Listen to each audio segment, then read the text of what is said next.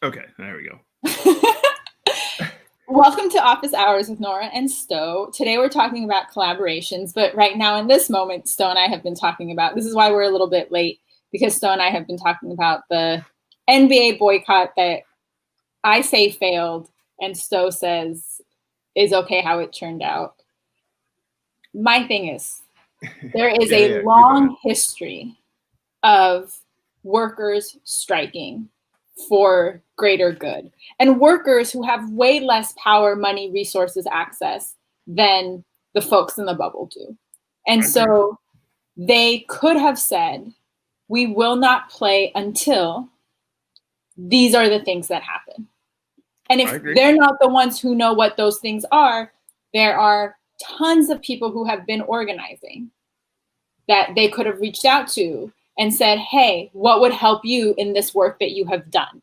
Rather than relying on Obama, the capitalist, or LeBron James, the capitalist, or whoever this, that, and the other who have their own agenda. The capitalist, come on now, what are we doing here? Or whoever, right? Like, you could have reached out to if you say that you don't know what's best, you could have reached out to people who have been doing the work and put together a list of demands and then not play until you get what you want. That's how strikes have always worked. And I don't think people are saying that they have to fix racism, but I think they have power and they could have used that power effectively. Because part of it for me is when they say, well, we think we can do more with our platforms if we play, as if you're not going to have your platform if you stop playing.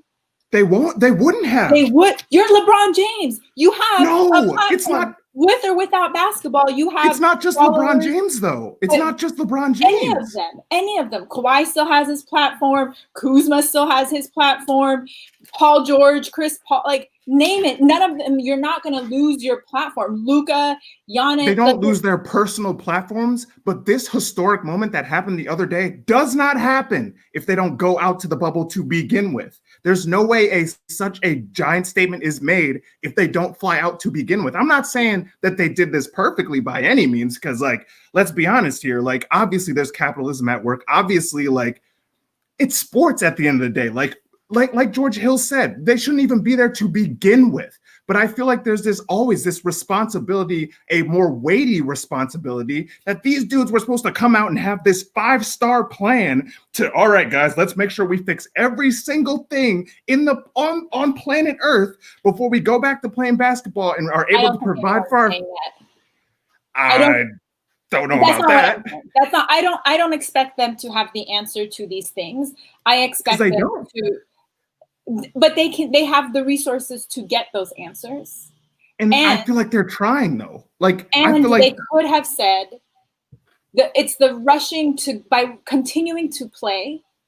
That's where your power is as a worker. When you do your work, right? That's where your power is. And so in continuing to work, they've given up their power. Their power lied in saying there is no NBA without us, and we will not play until X, Y, and Z happens. And they had the support of WNBA. You had baseball. Baseball is like the whitest sport ever. And baseball was giving up games. What's it called? Was not playing, boycotting games in solidarity. Like, it was a moment, and I think they dropped the ball. And I think they dropped the ball for a lot of the wrong reasons. The Wolves Den says, hi, guys, welcome to Office Hours. The Wolves Den says, I don't think they are connected or invested in the people who can really inform them to make more meaningful decisions. So you can make those decisions. You can find those connections. I just think they had an opportunity and a moment, and rather than being impactful, it's turned into something very performative. NBA has BLM plastered everywhere. Oh, but you've been saying that since the beginning, though. There's nothing these men could have done. But that's the thing. There's nothing these men could have done to have there been a correct answer. Like, it's almost like a test sometimes. Like, if we don't do X, Y, and Z perfectly the way that everybody else, because, like, here's the thing. Like, I agree. They have people that they could have went to on the outside. I absolutely agree with that. And again, I'm not saying that these players have handled this situation perfectly. I'm not saying that. I know if I was in that situation, I would have fucked it up and people would be yelling at me too. But it's like, some of these dudes are young as fuck, and they have stood on this platform. Like I'm going on 30, yo, and even I'm here. Like, yeah, I don't know if I would have flown out. I don't know if I would have continued boycotting. I don't know if I would have been on the opposite side of this. But my whole thing is like, I do feel like more of a responsibility has been put on these athletes when the attention, like no one's talking about the NFL, no one's talking about MLS, barely talking about the MLB. Like they've barely done anything. But because these dudes did not make the exact right decisions at the exact right time, now they've dropped the ball and there's no power that they have. I still think that the historic event that took place the other day, I honestly feel like it's not perfect. I don't think voting is the answer. You're talking to a dude who has no clue if he's gonna step in the booth, like despite the situation. So I feel like, did anything change as a reason? Because look, I don't question that they're in a tough position. I totally recognize that. And also I think, like I was saying earlier, like with the money they have, the wealth they have, the fame they have, there comes responsibility. And part of that is social responsibility. I agree with that too. Yeah. Do you think that anything has changed as a result of their one-day boycott, strike, whatever that was? I do, honestly, yes. First off, voter suppression. I'm not saying that voting is the answer. I voted last time. I don't know if that was a good thing or a bad thing. Like, whatever. For me, voting is neutral. I don't know. But right now, currently, there are people who are unable to vote, unable to get their voice out there because of whether it's the people that are in the White House right now, goddamn racist, other like white supremacists that are trying to suppress the vote. There are people who can't get their voice out there to begin with. So yes, I do believe in them being able to say like, yo, we need to open up these arenas. It's not a huge thing. That's something that should have been done. It shouldn't have taken these guys striking to get arenas to open up voting. Like, let's be honest here. But that's what it had to take. I do genuinely believe they should have been on strike longer. I'm not saying that this was the best decision. I'm just saying that, like, I think it's wild, like how, and not you, like you got my brain running. I'm willing to admit that, of course. And like I've been critical of these guys too, like, to be honest, especially after some of the shit I heard about LeBron and stuff like that. But I also don't think it's necessarily on them, because like now it's like, all right, these NBA players didn't stand up for us and didn't, make more of a statement, so they fucked up. But it's like, is it really up to them to change the landscape of everything? I don't think that's the case, and no. I think it's too much to put on people like that. Like, I think all of them are really, like, I because we've talked about this before, I do think some of this stuff is performative. I'm willing to admit that. But I also think, like, the minute one of these guys comes out and doesn't engage in some of this stuff, people are like, yo, what's he doing over there? He's not doing anything. But some of these guys are building schools, leading foundations, giving their millions of dollars to people who need it. They're just not broadcasting it. So, like, I don't think the protest was perfect by any means, but I also believe that, like, they're not activists. And I don't think I can't, it's hard for me to be super critical, because I know if I was in that situation, there's a billion things that I would want to do that I know I couldn't do. And also there's so much other responsibilities that go into this. And like, they've clearly broken the contract. So that's up in the air now too. So I don't know. There's a lot going into it. My bad. I'm rambling. Go ahead. No. I mean, I think to say that, like, look, we're in a moment in time where people have to choose sides. So either you're working to create change or you're enabling the status quo. There's no like neutrality. There's no, right? That doesn't exist. So I don't think that we're putting pressure on NBA players to fix things. I think we're saying everybody needs to use, I say this all the time, right? You have to use, your activism has to be proportional to your power and your privilege. So what that looks like for me is going to be different than what it looks like for you, is going to be different than what we expect like Lou Williams to do. Right. And so because they have more power and privilege, we expect bigger action from them. But I don't know that anyone's saying they have to fix everything, but do what you can. And I don't know that it was a stretch. I don't think it's a stretch for them to say, we won't play until you arrest the cops who killed Breonna Taylor.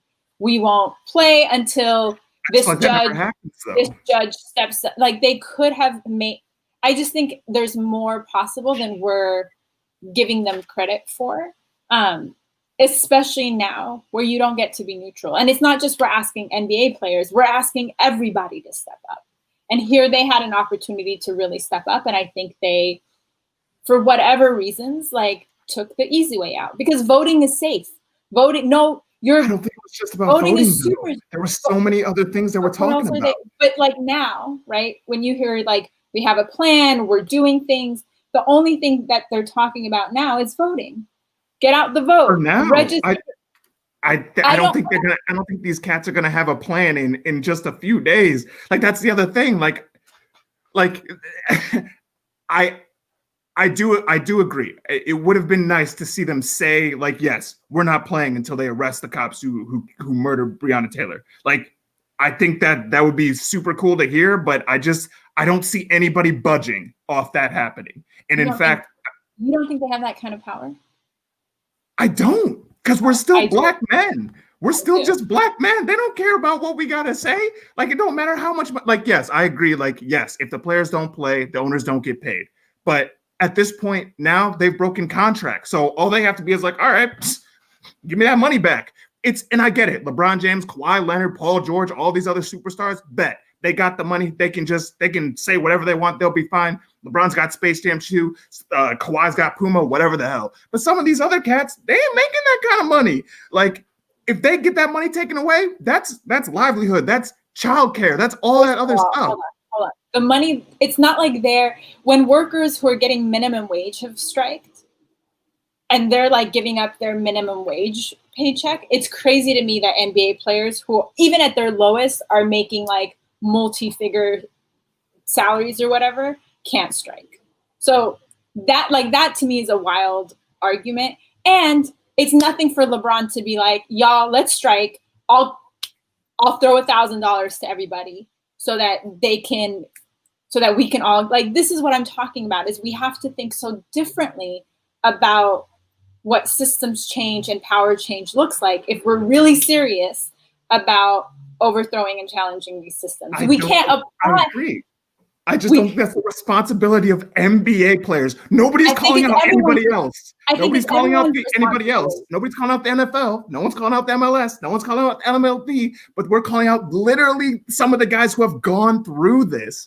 We're criticizing them for not having the perfect route, the perfect plan to make sure that, like, I don't know. Like, at the end of the day, like, I just don't think, like, in terms of if they continue to boycott and they cancel the league, like, even if we take the high, like what you're saying here, we're not playing till they arrest the cops. All right, we're not arresting the cops literally ever. Okay, we're not playing basketball literally ever. Then what?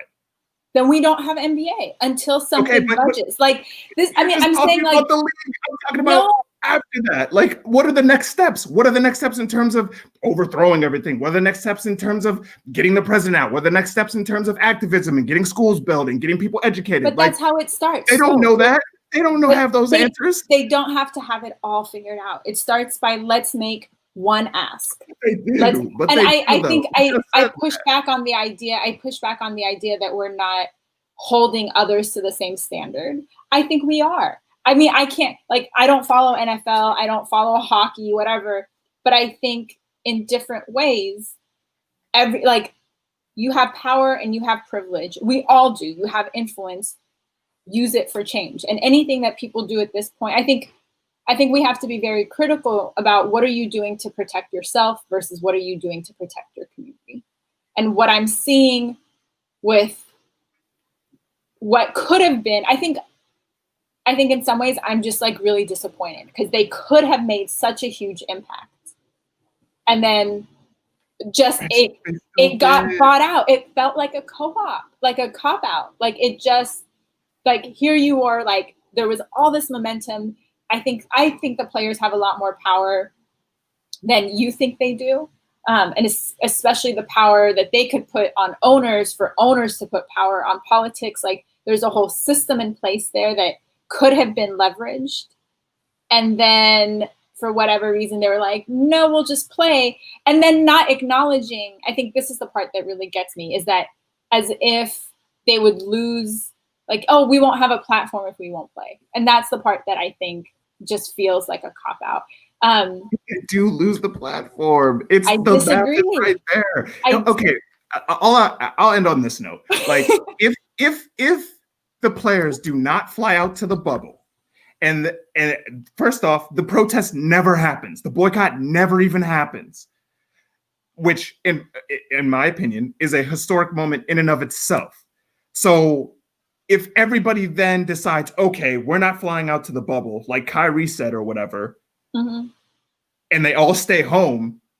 So we're apparently saying that Kyrie is right, that we should have stayed home. But I haven't heard shit from Kyrie since this all started. No, but that's different.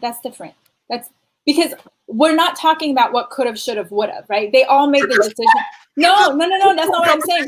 No. They could have done better. They didn't do enough. They should have done this. But you're talking about if they had never gone to the bubble, X, Y, and Z wouldn't have happened. But they went to the bubble. So that conversation doesn't exist anymore. They went to the bubble. There's power in choosing to walk out of the bubble. Right? There's power in saying we're going to walk out of the bubble and not play until X, Y, and Z demands are met. And Serial Sensei, hold up, what have I jumped into? What was supposed to be a conversation about, we're talking about the NBA boycott.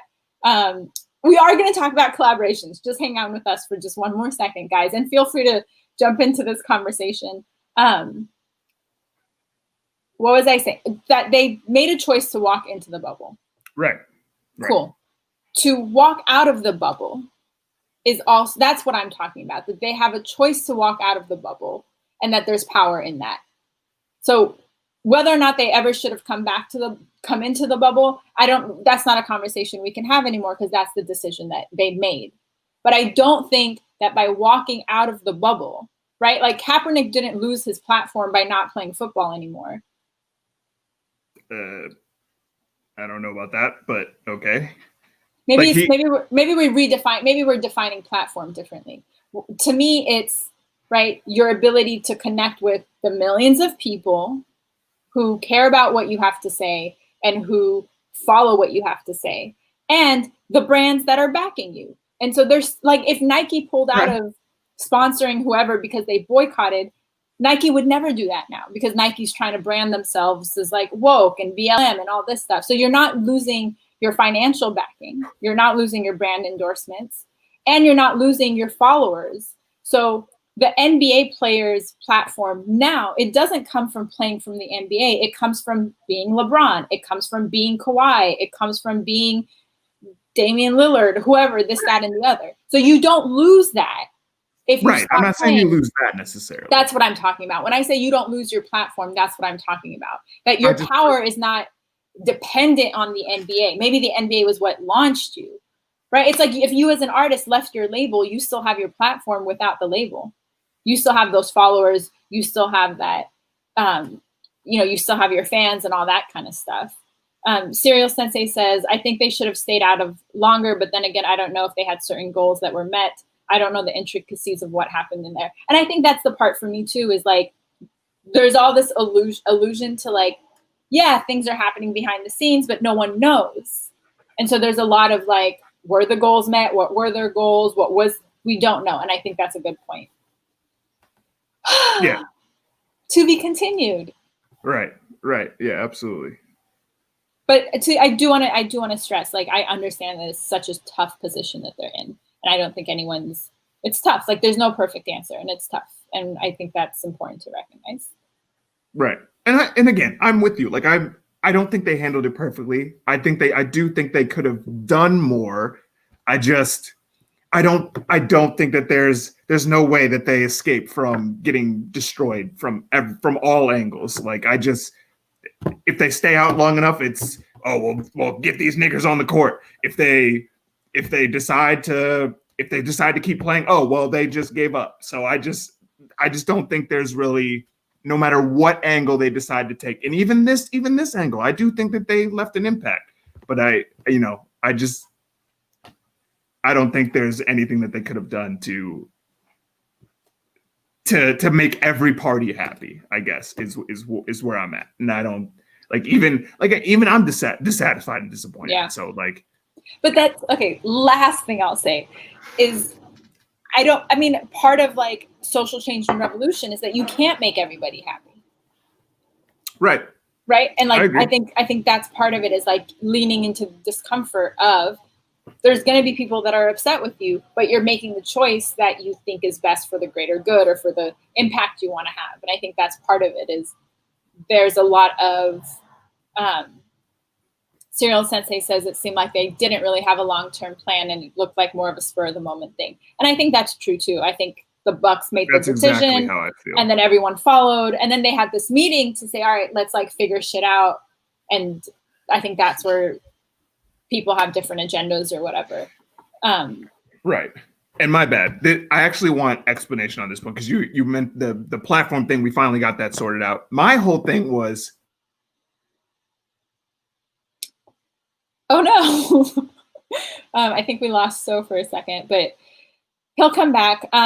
So for those of you who are tuning in, we're talking about the NBA boycott and whether that was effective or could be more effective. So we've gone a little bit off topic, but I think a lot of what we're talking about today does apply in terms of how we're talking about NBA players, but I think a lot of this does apply when we talk about artists and their responsibility and their access to a platform.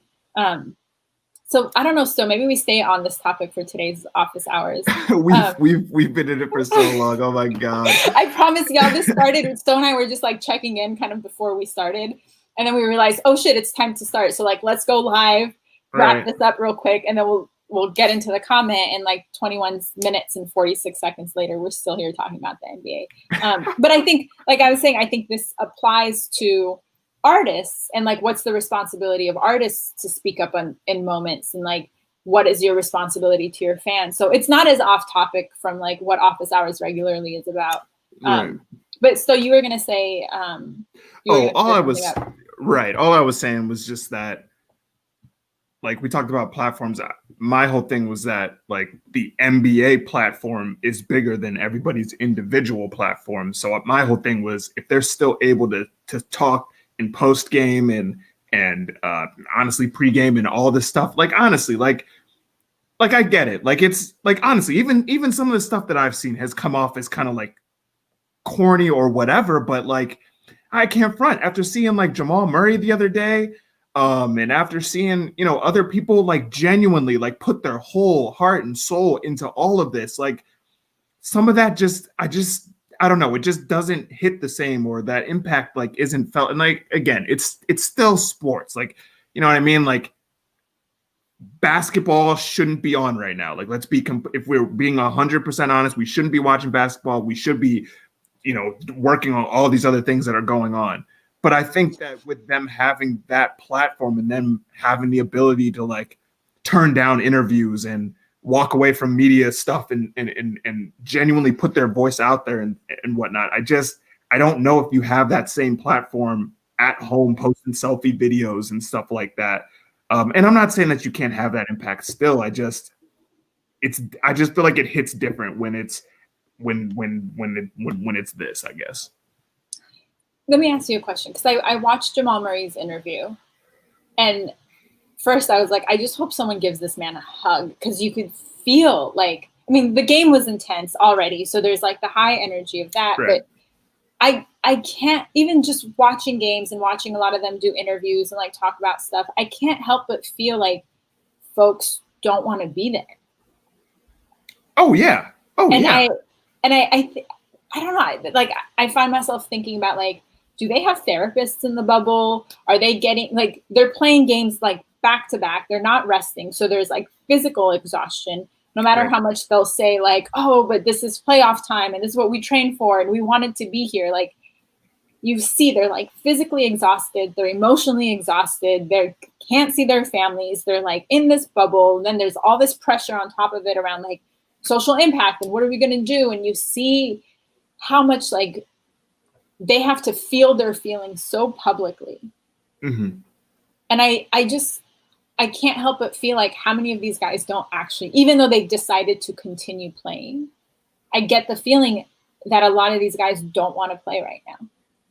And I wonder if like you've picked up on that, or your take on that, and for any of you who are still hanging out with us, if you feel the same way, or I like worry about their mental health in the midst of all of this.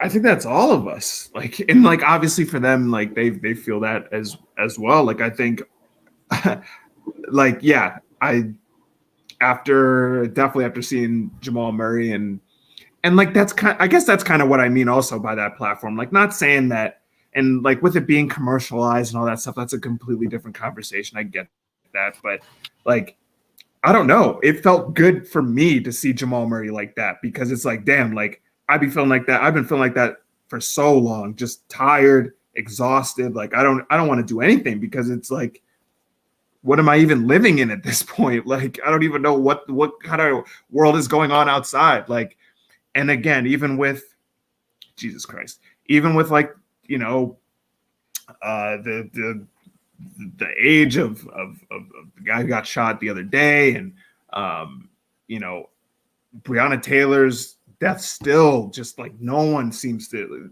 care at a higher level and stuff. Like all of that is just so exhausting, and I don't feel safe where I'm at. Like I there are white people all over the place. Like I live in a semi-decent apartment or whatever, and like, but I see eyes looking at me like, yo, this nigga ain't supposed to be here and stuff like that. So when people like Jamal Murray come out and speak on that and how exhausting it is and tiring, like, yeah, like, and it speaks to your point. Like, yeah, like, do these cats have people that care about them and are listening to them and you know, are dealing with some of the other pressures that I feel like other cats don't have to deal with and stuff like that? So, and even in press interviews, we've heard that, like I said, with George Hill, he literally was like, we shouldn't even fucking be here. Like, there's no reason for us to be here, but we're literally here because of a league and whatnot. So I see all sides of it, and I honestly think some of these guys do too. And you know, I think it's just a matter of trying to get them. I don't know. For me, it's just like, I just see niggas that are doing their best. And I agree there's more that they could be doing, but I think in their head it's just like, I don't know. Cause I don't know. I don't know what I'm doing out here. Like, is it better to vote, or should I sit this one out again? Like, I don't know. I don't know. And like, I know whatever decision I make, even if I think it's the best for me, people are gonna shit on me for it. And so I'm not saying that they always be feeling that pressure, but there's no way that they don't feel that somewhere. So yeah, I'm sorry. I'm goddamn rambling like an idiot, but don't be sorry. And I think, you know, I think for me as like a Persian woman, I see and experience it differently than for you as a Black man. Oh, yeah. And so like part of what I heard you say, so when talking about Jamal Murray, was like how validating that reflection is, to see someone else like experience what you're feeling. And I don't really get that. So, but it's also easier for me to be like, here's what they should be doing, because my relationship to it is different than yours. And so what that makes me think about is like, when we talk about impact, maybe it's thinking about impact in different ways, right? Like I'm over here thinking about impact in terms of like systems change and political change and like outcomes, but there is also valuable impact in that emotional piece of like representation and connection and validating people's experiences. Wolves Den says, I think they want to be there in the sense that they love the act of playing, but I think the overall exhaustion is becoming something else for everyone. And then Serial Sensei says, I'm sure a good number of them don't want to be there at all, but it's an impossible situation to be in. It's hard for me to fault them with any choice they make. Yeah. You nailed it with the exhaustion thing though. Cause like I don't think anybody's really talking about the fact that even before the boycott or whatever, like they were playing literally every other day, which is not how the regular NBA season works at all. And to be, if we really want to get into it, I don't believe that's how sports should work at all. But, you know, playing every other day, then going into an elimination game and then a full-on 7-game series. And then what did they say? Like what, the finals are supposed to be in October and then they're supposed to start the new season over in December? Like, are you kidding me? Like that's actually absurd and insane. So and I think that on top of that, right, already the culture of like professional sports is like, oh, you broke your finger, play on it anyway. Oh, you sprained your ankle, well, here's a shot, like get back out there. What are you talking about? So like this combination of like physical and emotional and political, like I think we're watching it all come to a head. Wolves Den says, I don't think the new season will be until 2021, honestly. Good. I hope so. And not just the players, right? Think about like there's so much support system behind them that we don't see. In terms of like trainer, like there's just so many people who are in this ecosystem and it's exhausting for everyone. Yeah. So you guys, next time on Office Hours, we will talk about collaborations. But I think this is important stuff to talk about. And I, what I always come back to is we all have a sphere of influence, and whatever power and privilege you have, use that to make the world a better place. And like, I believe we all need to take risk and lean into some things that might be uncomfortable for the greater good, but that's where my comfort is. I'd like to push people in that direction because like, otherwise we keep upholding the status quo and the status quo isn't getting us anywhere, but people can do the best that they can at any moment. And that's what I want to, that's also what I want to say here is like, yo guys, like, listen, I'm very like when it comes to politics and activism and stuff like that, like I'm in there, but your man's is still learning. Nora here is a pro in my eyes, and honestly, like I'm not gonna front. Sometimes I read your stuff and I'm just like, what are you talking? Like that's absolutely insane. Like, are you kidding me? There's no way. But honestly, she knows what she's talking about. I'm a guy who, I'm still trying to figure things out. I'm still a guy who's standing up for basketball and for Black men and stuff like that. But at the end of the day, I do believe there's more that we can do. There's more that they can do and stuff like that. Like I'm by no means saying that they nailed it, because they definitely didn't nail it. That by no means have they nailed it. But yeah, I just want to make sure people understand, like, listen to what Nora's saying, because she genuinely is the one who is pushing us and getting us to think outside the box. Thanks, though. I mean, we're all learning, and I think there's been for a lot of people this like push into learning at a rate that maybe is faster than they're comfortable with or that they're used to. In the same way that Stowe and I say, hit us up with like music questions. If you have questions about this kind of stuff and you're figuring it out and you want to continue these conversations, like if you're watching this now, or for those of you who are going to watch this after the fact, like drop your thoughts and comments in the comment section. Reach out to us, Instagram, Twitter, like Stowe and I are accessible, and these are ongoing conversations we want to have with you. Thank you all for being flexible and super flexible. Sometimes you gotta go with the flow. Right. But these are important conversations, and I think as artists and creatives, like part of our work is to translate things that are happening in the world, right? This has always been the role of arts, is to either provide some kind of escape or to make difficult things easily accessible for people. So hopefully you find some value in this. Definitely let us know what you think, what your perspective is, what your predictions are for the NBA in the comments. Subscribe if you haven't. We do these episodes every first and third Tuesday of the month. We got 5 Tuesdays this month, so good God, we'll see what happens. That'll make up for this week's. Right. Keep us on track. But thank y'all for hanging out. Please take care of yourselves. Keep washing your hands and wearing your masks. And we'll see you in 2 weeks. Put on your damn mask, people. We'll see you